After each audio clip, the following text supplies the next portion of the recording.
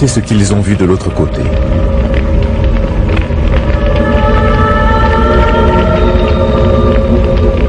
Ceux qui sont allés jusqu'au bord du précipice pour revenir ensuite décrivent leur peur, leur souffrance et des fleuves de feu.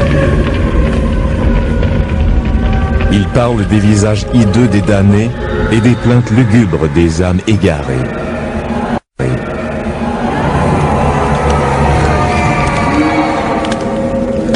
Charles McCaig est l'un de ces hommes. C'était horrible.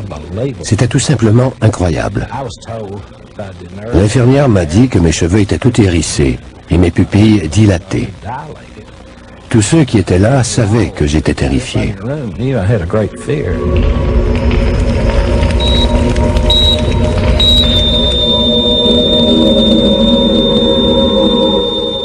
Les descriptions de McCaig et des autres rescapés ont permis au docteur Morris Rawlings, un éminent cardiologue et professeur de médecine à l'université Chattanooga, au Tennessee, d'écrire un livre. Même s'il ne croyait ni en Dieu ni au diable avant cette journée fatidique de janvier 77.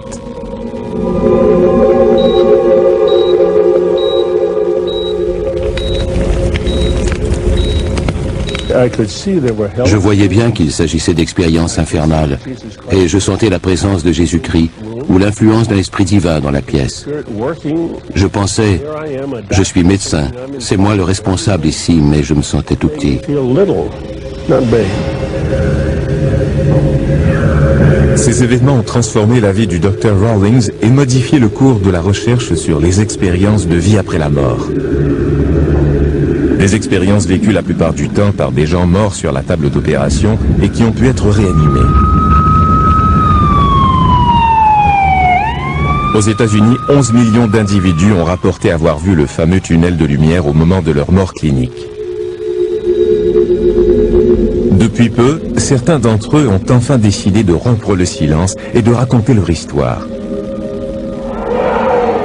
Selon le Dr Rawlings, beaucoup d'entre eux ont vu l'enfer, préférant ensuite oublier cette insoutenable vision, preuve tangible de l'échec de leur vie terrestre. Qui va avouer qu'il a complètement raté sa vie? On n'en parle même pas à ses parents ou à sa famille. Quelques-uns en profitent pour réformer leur cœur. D'autres subliment cette expérience négative ou doivent l'enfouir dans leur mémoire pour arriver à la tolérer. Rawlings prend connaissance du phénomène le jour où Charles McCaig meurt plusieurs fois dans son bureau des suites d'une crise cardiaque. Il le voit et l'entend décrire l'enfer tandis qu'il se bat pour survivre. Il n'arrêtait pas de répéter « Je suis en enfer ». McCaig n'est pas la seule victime. Quand on leur demande des détails au sujet de leur mort clinique, d'autres rescapés décrivent des scènes macabres, hideuses, rappelant les images sataniques imaginées par les grands peintres de l'histoire. La vision des 4 fleuves de feu du Satan brossés par Giotto au XIVe siècle leur est commune, tout comme des descriptions semblables au Satan bestial de Francesco Traini. La plupart d'entre eux avaient l'impression de flotter au-dessus de scènes infernales où les flammes léchaient les corps nus des damnés, pressés l'un contre l'autre comme dans une fresque de Signorelli. Les découvertes qui ont poussé le Dr Rawlings à écrire « To Hell and Back » sont étrangement reflétées dans le Purgatoire de Bosch peint au XVe siècle. On y retrouve le fameux tunnel de lumière blanche, mais on y voit aussi les esprits terrestres englués dans la pénombre au milieu de nulle part. C'est l'odyssée de Charles McCaig qui amène finalement le Dr Rawlings à discerner le côté macabre de l'au-delà. En janvier 1977, souffrant de douleurs thoraciques, McCaig se présente à son centre de diagnostic. J'étais au centre de diagnostic parce que je croyais que j'avais fait une crise cardiaque au travail. Ils voulaient me faire passer une épreuve d'effort avant de me renvoyer chez moi. Pendant l'épreuve, j'ai regardé les signaux du moniteur et j'ai compris que ça n'allait pas. La ligne ne zigzaguait pas du tout, comme si mon cœur avait cessé de battre. C'est à ce moment-là que je suis tombé. Une des infirmières lui donnait de l'oxygène et une autre a commencé le bouche à bouche, pendant que je lui faisais un massage cardiaque. L'équipe a réussi à le réanimer, mais son cœur avait cessé de battre pendant de longues minutes. La première fois qu'ils m'ont réanimé, j'étais absolument terrifié. J'avais vécu une expérience horrible, mais je n'y comprenais rien. Le docteur m'a demandé ce qui se passait et j'ai répondu « Je reviens de l'enfer ». Il criait « Docteur, n'arrêtez pas ». D'habitude, il crie plutôt « Lâchez-moi, vous me brisez les côtes ». Lui, il m'a dit « Chaque fois que vous arrêtez, je retourne en enfer ». Rawlings et son équipe sont impressionnés par la terrible frayeur de McCaig, une frayeur bien supérieure à celle de tout autre patient. Il se débattait. Il disait voir les feux de l'enfer, des démons, des êtres qui le pourchassaient.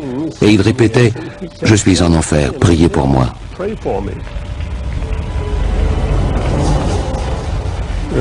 Je massais son cœur et en même temps j'ajustais le stimulateur. Dès que j'arrêtais, ses yeux se révulsaient, il devenait bleu et arrêtait de respirer.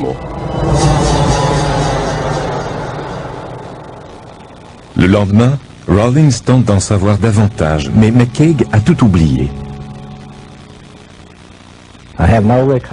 Je n'ai aucun souvenir de mon passage en enfer et je n'en veux pas. La dernière image que j'ai perçue était différente. J'ai vu ma mère qui est morte quand j'avais 10 ou 12 mois. Elle était avec ma belle-mère, morte depuis environ 10 ans. Je ne les ai pas entendus ou touchés, ou quoi que ce soit, mais elle me tendait la main, comme pour m'accueillir.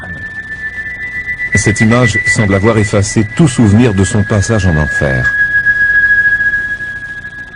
La raison pour laquelle très peu de patients réanimés in extremis racontent leur séjour en enfer est évidente, selon le Dr Rawlings. Qu'aviez-vous fait pour mériter l'enfer? Un homme, Ron Reagan, a raconté l'incroyable histoire de son voyage en enfer et a révélé pourquoi il méritait ce terrible sort.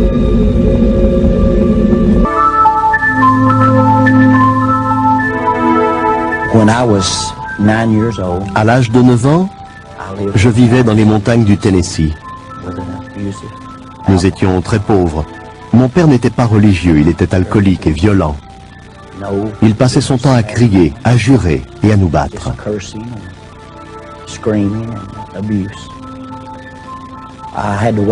Pour aller à l'école, je devais attraper l'autobus scolaire qui passait à 5 km de chez nous.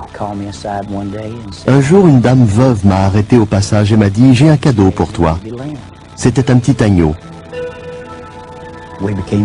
Nous sommes devenus vite inséparables. Le matin, il marchait à mes côtés et l'après-midi, il m'attendait près de l'arrêt d'autobus. Jusqu'à ce qu'un jour, il manque à l'appel. Quand je suis arrivé à la maison, mon père changeait un pneu en jurant. J'ai vu mon agneau en sang à côté de lui. Il l'avait tué avec le cric. Il le lui avait plongé dans le corps. J'avais 9 ans. Je me suis mis à crier.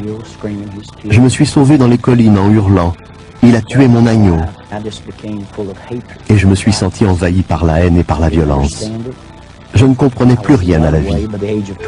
À l'âge de 12 ans, je faisais des fugues et j'avais un dossier aux services sociaux. À 15 ans, j'étais détenu pour homicide involontaire dans un centre d'éducation surveillée. J'avais volé une voiture et en fuyant la police, j'avais eu un accident.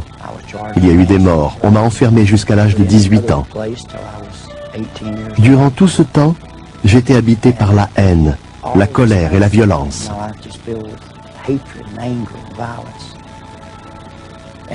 Entre-temps, j'ai tout de même fait la connaissance d'une jeune fille, Hélène. Personne ne voulait de moi à cause de mon caractère violent.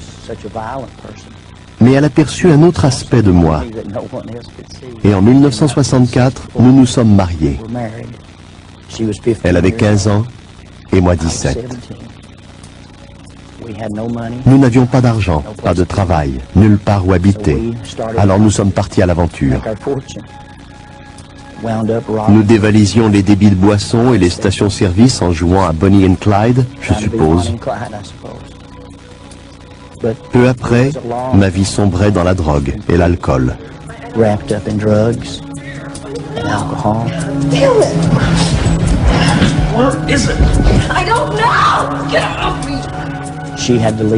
Elle m'a quitté à cause des sévices que je lui infligeais. Ça devait faire 8 ans que je traînais dans les rues d'Atlanta, en Géorgie. Je faisais partie d'un groupe de motards, les Iron Cross Bikers. Et je pensais que ce style de vie violent me convenait bien.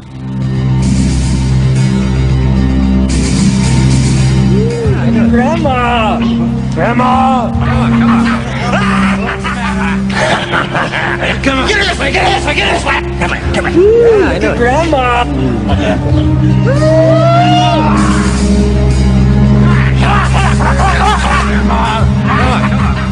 Un matin, je me suis réveillé dans la prison de Fulton Tower, à Atlanta. Ils m'ont dit, on n'en finit pas de t'arrêter pour coups, blessures et usage illégal d'une arme à feu. On a décidé de t'interroger au sujet des meurtres qui ont eu lieu ici, à Atlanta.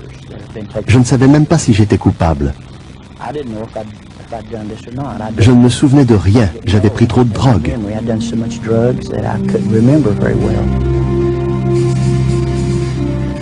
Le lendemain, tandis qu'on l'amène au tribunal, il s'enfuit par une porte dérobée et prend l'autobus jusqu'à Knoxville. Il se réfugie auprès de son ex-femme et de son fils de 6 ans. Quelques jours plus tard, bourré de drogue, il attaque un homme à la porte d'un magasin. Son fils est témoin de l'agression. J'ai senti la haine m'envahir et je l'ai frappé.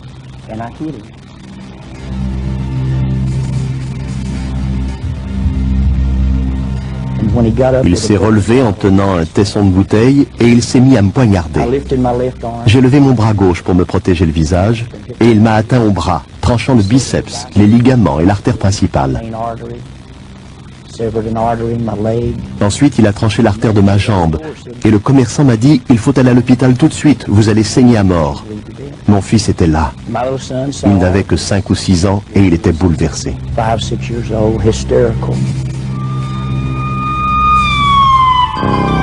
Quelques minutes plus tard, affalé au fond d'une ambulance, Reagan meurt et se retrouve aux portes de l'enfer. L'ambulancier m'a regardé et il m'a dit « Croyez-vous en Dieu ?» Je ne savais même pas de quoi il parlait. Sir, do you know the Lord? Jesus? I don't know any Jesus. Well, you better talk to him. He's in a serious condition. Damn you! And in a matter of minutes, L'instant d'après, j'étais au milieu des flammes, burst into flames. comme si l'ambulance avait soudainement explosé. And all around me, I could smell Je sentais l'odeur du feu, like an ou electric plutôt un mélange de soufre et de fumée. the smoke. I could hear screams. J'entendais des cris. And after a little while, it was like I was moving Au bout d'un moment, j'ai eu l'impression de survoler les flammes, looking down. et je me suis retrouvé au-dessus d'un petit lac entouré de falaises. Appeared to be a small lake with cliffs all around. But the lake Le lac était en flammes, and the lake et is une foule de gens y brûlaient. and they're screaming and they're burning. Ils brûlaient et hurlaient. And they're all screaming. And then Tout à coup, leurs visages se sont rapprochés, et j'en ai reconnu quelques-uns. start coming close to me, and I recognize some of them. I see ones that have died. Certains d'entre eux étaient morts d'une surdose, ou avaient pris le volant un soir d'ivresse. Robbery. Some that have D'autres avaient été tués durant un vol à main armée ou au cours d'une bagarre. some that have Ils criaient tous mon nom. and they're all screaming, Ronnie, ne viens pas. Ronnie, don't come here. Tu ne pourras plus repartir. And I hear this, and I Je les entendais, je respirais cette odeur, I don't understand. mais je ne comprenais rien. Je ne connaissais pas encore la peur.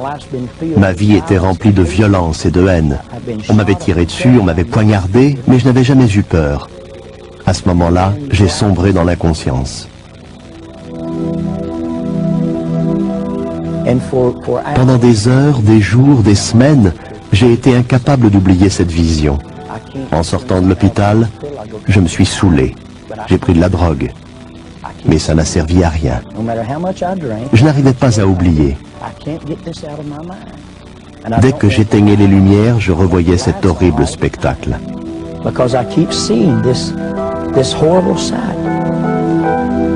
Le lendemain, sa femme le convainc de l'accompagner à l'église. Un homme a pris la parole. Je ne connais rien à la religion, Mais il s'est mis à lire l'évangile selon Saint Jean, chapitre 1, verset 29. Voici l'agneau de Dieu qui ôte le péché du monde. Il aurait pu lire n'importe quoi d'autre et je n'y aurais rien compris. Mais quand il a dit ça, je me suis souvenu de mon agneau. Il a dit, Jésus est l'agneau de Dieu et il est mort pour racheter les péchés de l'humanité et nous sauver de l'enfer. Il s'est mis à décrire l'enfer et je me suis dit, c'est ce que j'ai vu. Quelqu'un m'explique enfin ma vision. On ne m'avait pas appris à prier. J'étais impie. Mais j'ai dit, mon Dieu, si vous existez, si Jésus existe, et que vous essayez de communiquer avec moi, par pitié, tuez-moi ou guérissez mon âme.